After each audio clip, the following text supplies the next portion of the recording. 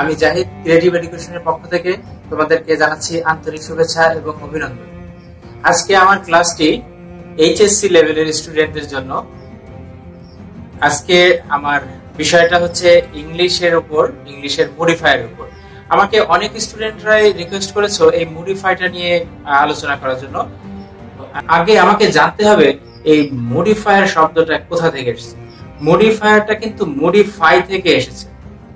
এখন মডিফাই অর্থটা কি আমরা প্র্যাকটিক্যালের মাধ্যমে একটু মডিফাইটাকে যাচাই করব। আচ্ছা দেখো তো বন্ধুরা, তোমরা কি আমার ভিতর কোনো পরিবর্তন দেখতে পাচ্ছ? খুব ভালো করে দেখো তো। আচ্ছা, এটি তো ঠিক আছে। এবার কি কোনো পরিবর্তন দেখতে পাচ্ছ? হ্যাঁ, এটি, তাই না? তাহলে আসলে আমার কি পরিবর্তন হলো বলতে পারবে? অর্থাৎ প্রথম থেকে এই পর্যন্ত আমার যে কিছু কিছু পরিবর্তনটা আসছে, আসলে এটাই কিন্তু মডিফাই। অর্থাৎ মূল জিনিসটাকে ঠিক রেখে কিছু পরিবর্তন করাটাকে বলা হয় কিন্তু মডিফাই। তো আমাদের এই বিষয়টা কিন্তু এটা মডিফাই, অর্থাৎ মডিফায়ার। তো এইখানে মডিফাইটা কার কার উপর হতে পারে? আমাদের নাউনের পরে হতে পারে, অ্যাডজেক্টিভের উপর হতে পারে, ভার্বের উপর হতে পারে। যেমন আমি কি ছিলাম? আমি নাউন। তো নাউনের উপর আমার যে কিছু পরিবর্তনগুলো আসলো, এইগুলোই কিন্তু মডিফাই হয়েছে নাউনের পরে, তাই না? এখন মনে করো আমি এখন হাঁটছি, এখন ভাবলাম যে না, এখন আর হাঁটবো না, এখন আমি একটু সাইকেল চালাবো। তাহলে দেখো তো আমার গতিটাকে একটু মডিফাই করলাম না? অর্থাৎ সাইকেলের মাধ্যমে যাচ্ছে, তার মানে আমার কিন্তু এই আমার ক্রিয়াটাকে অর্থাৎ ভার্বটাকে একটু মডিফাই হলো। সুতরাং এই মডিফাইটা হলো ভার্বের উপর। তো এইটাই হচ্ছে আমাদের বিষয়। আসলে মডিফায়ার কোনো ব্যাপারই না। তো এখন এই যে মডিফায়ারটা, এই মডিফায়ারটা কিন্তু দুই ভাগে বিভক্ত। একটা হচ্ছে প্রি মডিফাই আর একটা হচ্ছে পোস্ট মডিফাই। তো প্রি মডিফাই আমরা যারা ইন্টারে পড়ি অবশ্যই এখন আমরা বুঝবো যে প্রি শব্দের অর্থটা কি। আমরা যদি প্রি মডিফায়ারকে অর্ধেক করি, প্রিটাকে যদি ভেঙে দিই, তাহলে প্রি মানে কিন্তু পূর্বে, অর্থাৎ মডিফাইটা হবে কিন্তু ওই নির্দিষ্ট ওয়ার্ডের পূর্বে, সেটাকে বলবে প্রি মডিফায়ার। আর পোস্ট মডিফায়ার হচ্ছে কি, সেই নির্দিষ্ট ওয়ার্ডটির পরে কোন শব্দ ইউজ করে যখন সেটাকে হালকা চেঞ্জ করা হবে, সেটা কি হবে হচ্ছে পোস্ট মডিফায়ার। তো লক্ষ্য করো,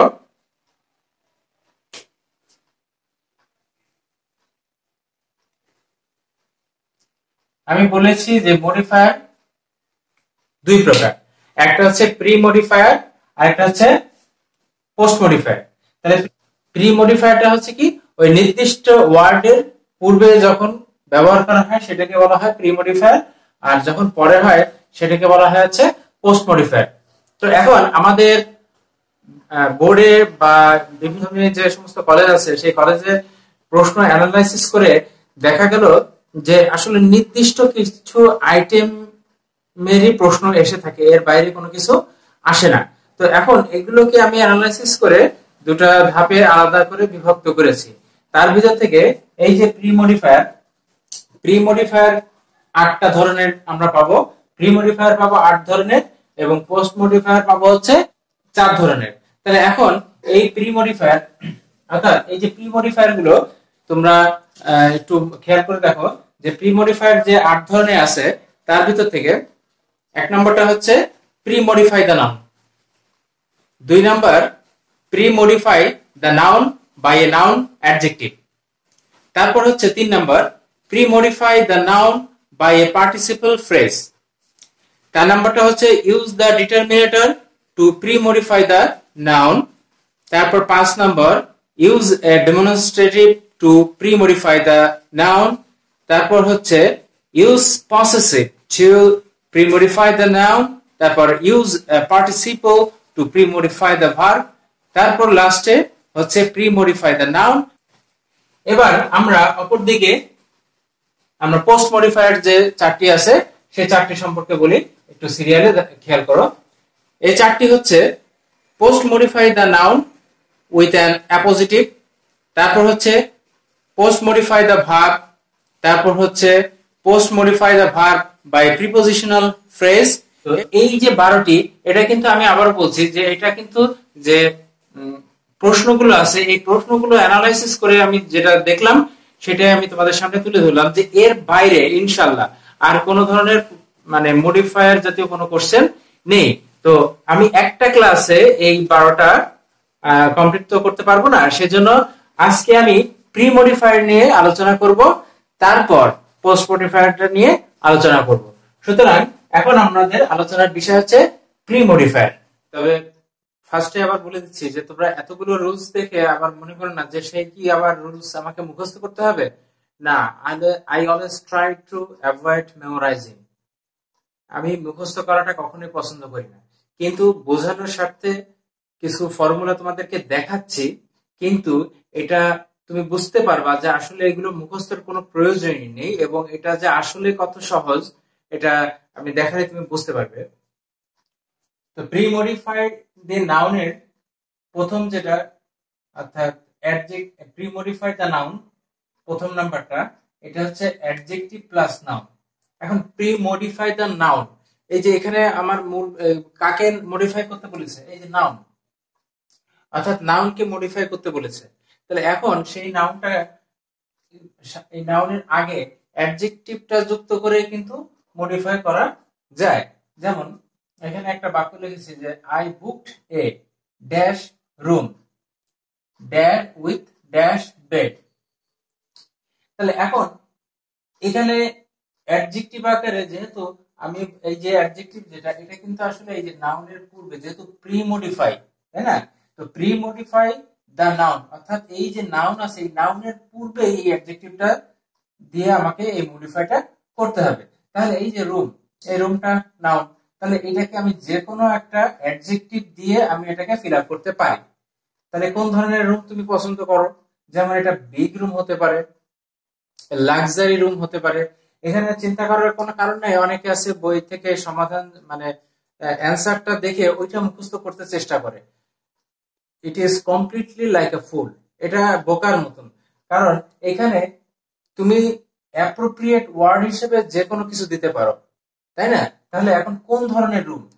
so first of all you have to understand the meaning of the line. If you are unable to understand the line, then it is quite impossible to complete this.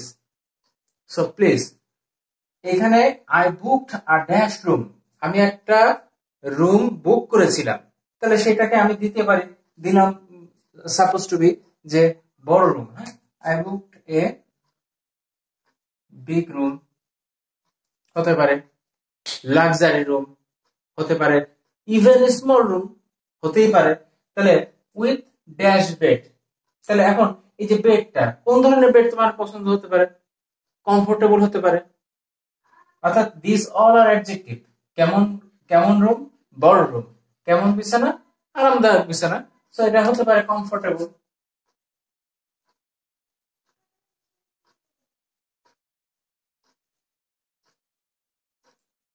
Comfortable bed.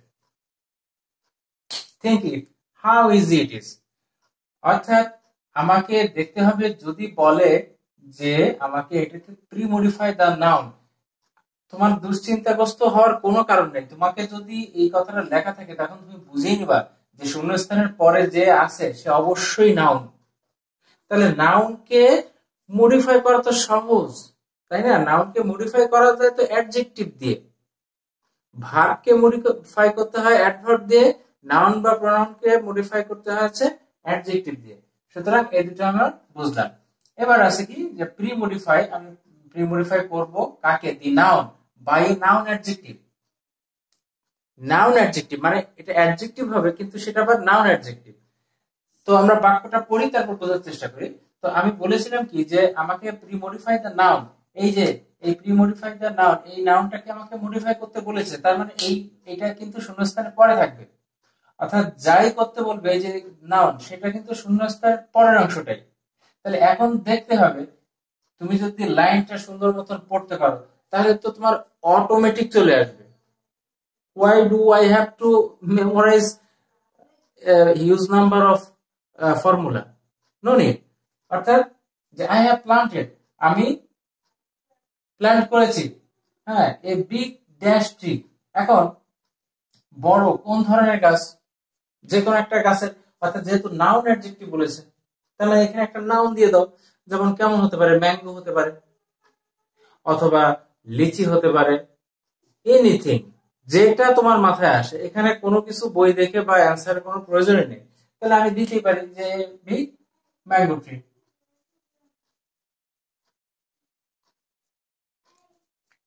আমার মনে হয় যেটা যে এই আমাকে যখন এই ধরনের যে শূন্যস্থানগুলো ফিল আপ করতে হয়, আমার যে মডিফায়ার বলেছে ঠিক আছে, কিন্তু আমাকে যে কি কন্ডিশন দিয়েছে সেটা কিন্তু পড়া লাগেই না, কারণ শূন্যস্থানে এইগুলো ছাড়া আর কোনো কিছু তো আসে না। দেখো অটোমেটিক চলে আসে, এগুলো অটোমেটিক চলে আসে। অর্থাৎ এটাকে think it as a without clues, অর্থাৎ ক্লু ছাড়া শূন্যস্থান। এখন মাঝখানে এই শব্দগুলো দিয়ে তোমাকে হয়তো কনফিউশন করার চেষ্টা করছে, অথবা তারা তোমাকে একটা গাইডলাইন দেখাতে চাচ্ছে। এখন যেটাই করো না কেন, আমি যেটা দেখেছি আমার ব্যক্তিগত অভিমত, যে আমি যদি ওই বাক্যটাকে অর্থ বুঝে ফিল আপ করি, তাহলে অটোমেটিক যে কন্ডিশনটা ওরা দিয়ে দেয় তার সাথে কিন্তু মিলেই যায়। তো এখানে দেখো, এটা আমি কন্ডিশনটা দেখি আর না দেখি অটোমেটিক কিন্তু এই যে বিগ ড্যাশ ট্রি, এখানে কি বা হতে পারে, ম্যাঙ্গো ট্রি বা যেমন বড় গাছ, আমি বড় গাছ বপন করেছি, তাহলে এখন বড় কোন ধরনের গাছ, এটা কিন্তু অটোমেটিক চলে আসে। Okay, next number 3. Pre-modify the noun by a participle phrase. Okay, now I have to know with participle. আমরা জানি যে পার্টিসিপলটা কি, অর্থাৎ এই ভার্বের সাথে আইএনজি যুক্ত হওয়াটাকেই কিন্তু বলা হয়েছে পার্টিসিপল। ভার্বের সাথে আইএনজি যুক্ত হওয়াকে বলা হয় পার্টিসিপল। ওকে, তাহলে আমাকে এই যে নাউনটা মডিফাই প্রি-মডিফাই করতে হবে, তাহলে আমি তো বুঝেছি যে এই নাউনটা কিন্তু আমার শূন্যস্থানের এই যে পরে আছে, অর্থাৎ আমাকে এই অংশটাকে করতে হবে, তার মানে এটা নাউন, এটা তো প্রোনাউন। ঠিক আছে, তাহলে এখন এইটাকে আমাকে প্রি-মডিফাই করব কি দিয়ে, পার্টিসিপল প্লাস ফ্রেজ। আমি এগুলো আসলে একটা ফরম্যাটটাকে দেখিয়েছি, এগুলোর কোনো প্রয়োজনই নেই, বিলিভ মি, এগুলোর কোনো প্রয়োজনই নেই, তারপরে বোঝার স্বার্থের জন্য আমি এখানে দেখাচ্ছি। তো participle means verb plus ING.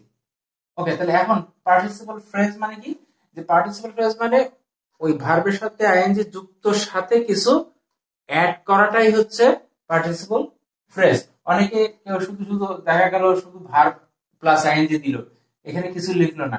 এই জিনিসটা কিন্তু মাথায় রাখবা, অনেক সময় দিতে পারে যে pre modify the noun by a participle, এইটুকু না থাকতে পারে। ওইটা যদি না থাকে, জাস্ট তোমাকে ভার্বের সাথে আইএনজিটাই যুক্ত করতে হবে, আর অতিরিক্ত কিছু দেওয়া যাবে না। যখন এই ফ্রেজ কথার উল্লেখ থাকবে, জাস্ট ওই ভার্বের সাথে আইএনজির সাথে আমাকে কিছু অতিরিক্ত অ্যাড করতে হবে।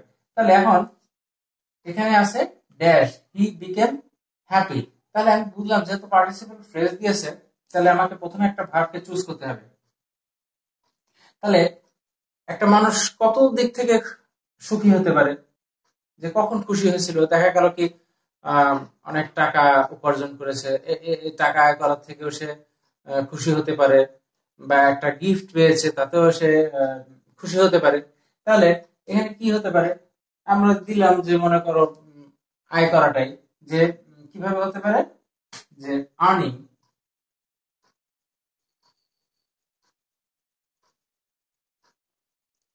যেহেতু আর্ন হচ্ছে ভার্ব, এর সাথে আইএনজি যুক্ত করা, এটা পার্টিসিপল হয়ে গেল, তাই আর্নিং। এখন এর সাথে একটা ফ্রেজের জন্য আমি কি আর্ন করবে সেটা দিলাম, suppose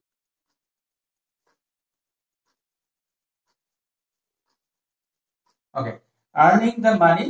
Now the line is completed. Earning the money, he became happy. Okay, next line 4. Use a determinator or article to pre-modify the noun. Okay, there is a point, determinator and article. There is a similarities and dissimilarities between these two words. তো আমাদের topic যেহেতু আজকে হচ্ছে modifier বিষয়, সেজন্য আমি ডিটারমিনেটর এবং article সম্পর্কে আলোচনা করছি না। পরে যদি তোমাদের প্রয়োজন মনে করো যে হ্যাঁ এটা নিয়ে আমাদের কনফিউশন আছে, তাহলে অবশ্যই আমাকে কমেন্ট করবে, আমি এটা পরবর্তী কোন ক্লাসে আমি দেখে দেব। তো এখন ডিটারমিনেটর আর আর্টিকেল মোটামুটি ওই এ এন দি এটা কি বোঝায়, ডিটারমাইন করা আর কি। তো এখন এইটাকে প্রিমডিফাই যদি করতে হয় নাউন, এটা তো ভেরি ইজি। এই যে এখানে ম্যান আছে, তাহলে এখানে আমাকে যে কোনো একটা আর্টিকেল, অর্থাৎ আমাদেরকে কিওয়ার্ড গুলো বুঝতে হবে, যে আমাকে কোন শব্দগুলো প্রয়োগ করতে হবে, যেটার ক্লু তোমাকে ডিরেক্ট না দিয়ে মোটামুটি একটা মানে ওয়ার্ড দিয়ে বোঝাচ্ছে যে এই ধরনের শব্দ ইউজ করবে। তাহলে এই যে ডিটারমিনেটর, সেজন্য আমি ডিটারমিনেটরটা যদি মনে না থাকে তাহলে আর্টিকেলের কথাটা মনে রাখতে হবে। দ্যাট মিন্স ডিটারমিনেটর মানে হচ্ছে আর্টিকেল। ওকে, তাহলে এখানে আমি দিতে পারি কি দেবো, যে কোনো একটা কিছু দাও। এই যে দি ম্যান গট হার্ট, লোকটি হলো দি ম্যান গট হার্ট, কোনো ব্যাপারই না। এই চারটা। তো এখানে 5 নম্বরে আছে use a demonstrative to premodify the noun. Okay, তাহলে আমাকে এই যে ডেমনস্ট্রেটিভ, এই ডেমনস্ট্রেটিভ শব্দটা জানতে হবে।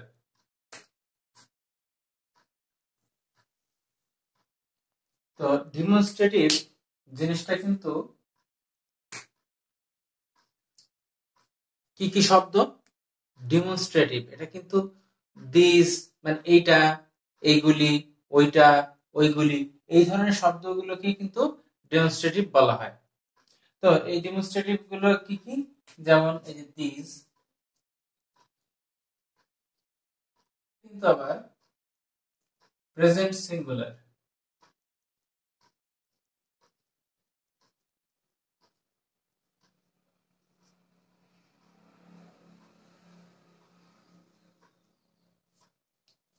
দিস হচ্ছে প্রেজেন্ট সিঙ্গুলার, আর এটা হচ্ছে প্রেজেন্ট প্লুরাল। রাইট? তারপর হচ্ছে দ্যাট এবং দোজ।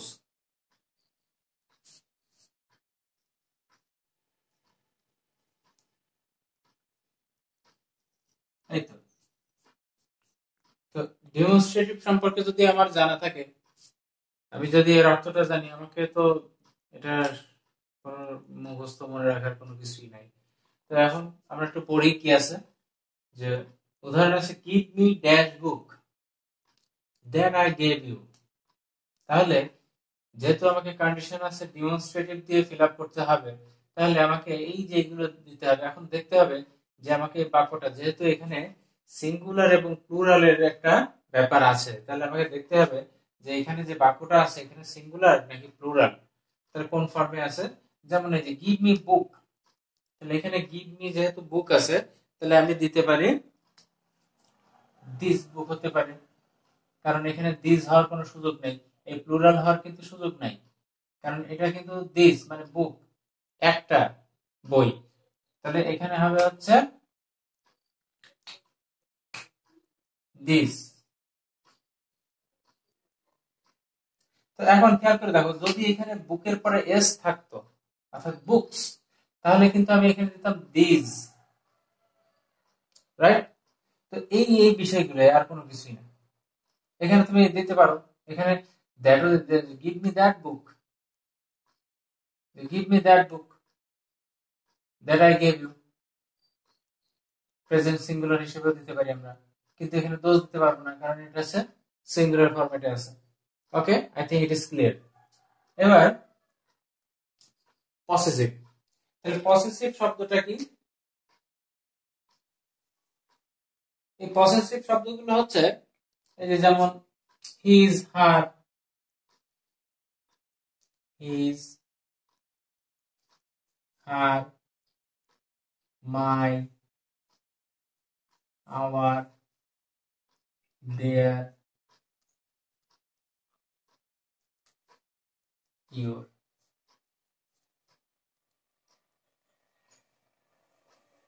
এই শব্দগুলোকে কিন্তু পসেসিভ বলা হয়।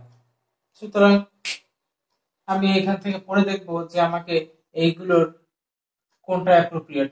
যেহেতু এখানে উদাহরণে আমরা দেখছি কি যে at last we have done, আর অবশেষে আমরা করেছি। এখন এখানে কার হবে? উই যেহেতু আছে, উই থাকলে তো আমারই হবে, তাই না? যে অবশেষে আমরা করেছি আমাদের কাজটি, অর্থাৎ এখানে হবে আওয়ার।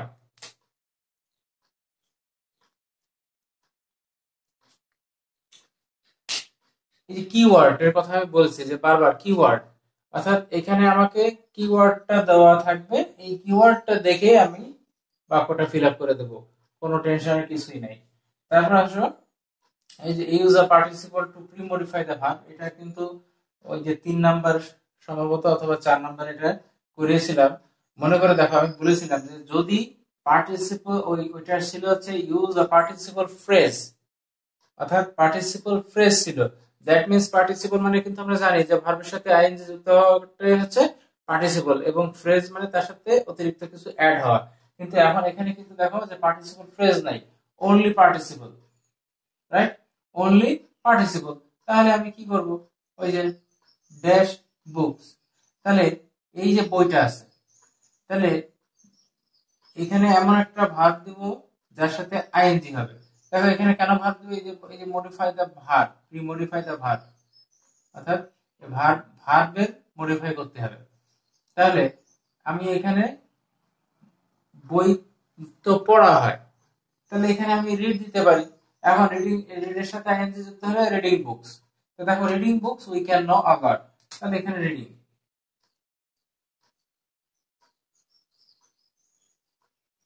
এর সাথে আর কোনো কিছু অ্যাড করা যাবে না। তাহলে এটা হয়ে গেল নাম্বার 7। ওকে, এবার নাম্বার 8, যে pre modify the noun by intensifier. এখন এই যে ইন্টেন্সিফায়ার মানে কিন্তু আসলে অ্যাডভার্বিয়াল যে সমস্ত ওয়ার্ড গুলো আছে এগুলো কি বলা হয় হচ্ছে ইন্টেন্সিফায়ার। তাহলে এখন ইন্টেন্সিফায়ারের ভিতর যেগুলো আছে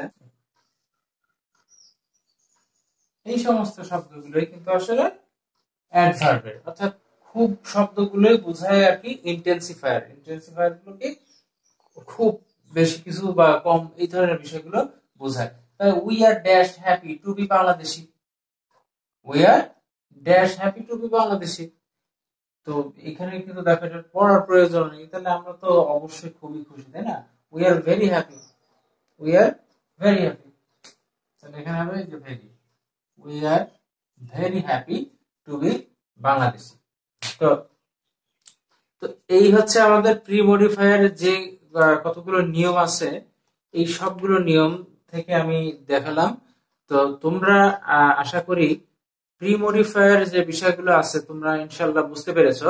এখন তোমরা নিজেরা একটু প্র্যাকটিস করে দেখো, তোমাদের বইতে যে বিষয়গুলো আছে এইভাবে যে গ্যাপস গুলো পূরণ করতে দেওয়া আছে মডিফায়ারে, তোমরা এই মানে সিস্টেমটা অনুসরণ করে দেখো তুমি পারো কিনা।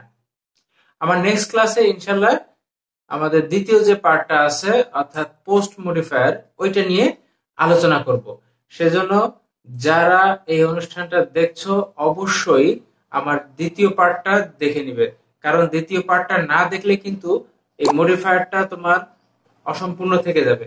এবং তোমাদের বন্ধু যারা আছে যদি ভালো লেগে থাকে তাহলে লাইক করো এবং শেয়ার করো এবং সাবস্ক্রাইব করে রাখো।